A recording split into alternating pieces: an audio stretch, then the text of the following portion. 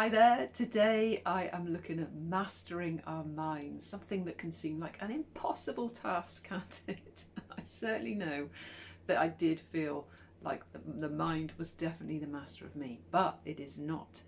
And today I want to share two things which I found really helpful, and I'm hoping you'll find them really helpful too, to allow you to come into the pure creative power that you are, so that you can become a deliberate creator of your reality and your life. So the very first thing is to have this idea that your thoughts don't mean anything. We are so attached to our thinking and that it is fact, and then we go along with it, and then we create our experience from that. So the very first tip I have for breaking out of the mind being the master of you and turning that sucker around is to begin to question, what if this wasn't real? Or to just ponder, these thoughts don't mean anything, so that they can lose their grip on you and that you can begin to see that actually you have some power in your thinking. So play with that one. These thoughts don't mean anything. When something comes up, I always just see it like a fishing reel, isn't it? Certain things will like really hook us and just we're off, and we're following it. But actually just, it doesn't mean anything. Let it go. So have a play with that. And this can take a bit of time because it has been a deeply ingrained habit. So this is a practice and a skill that you develop.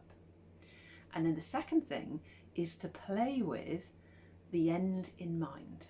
So rather than just going through what's happening, that you actually decide what the end in mind is going to be. And I'll give you a really clear example of that to illustrate.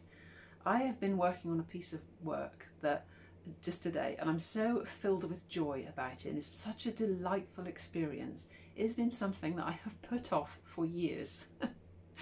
Initially, I deliberately avoided it because it involves getting some feedback, which from my perception, that was criticism. I did everything I could to avoid anybody giving me any feedback because it would feel so painful and I would just feel crushed by it. Of course, I see that very, very differently now.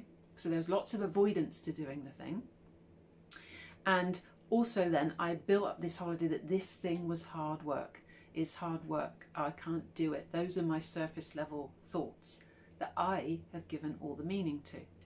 So what I did this time was I went to the end in mind. So just focusing on, oh, it feels so amazing having done the piece of work and it's all in its place and I've got the clarity on it and it feels fantastic. And the joy of, oh, I've done that, I've accomplished that. So moving into that place, and here we're starting to talk about actually the power of the feelings to create. I'll make another video about that. But so going to the end in mind, really feeling the juiciness of that, the delight of that, the joy of that, and then coming back then to start doing the activity. And then anytime anything kind of came up of, it's hard, it's not, move to the end in mind again. So, and then what you realize is, oh, hang on, this is joyful. I'm enjoying this experience. It's amazing. And you have created something else. It's very cool, isn't it? So have a play with that. I'd love to know what things you have changed how you thought they were going to be, or changed them as an experience for you. And then gradually what we'll all start to realize more and more and more is we are creating our experience. We are creating our reality. We are powerful and deliberate creators. And then we just learn the skills of how do we do that then? Because we've obviously been doing it very differently and being drawn along in life by our minds, believing that they were us, or our emotions, that was us. But we exist beyond all of that. It's so exciting, isn't it? I just love it. Let me know how you get on.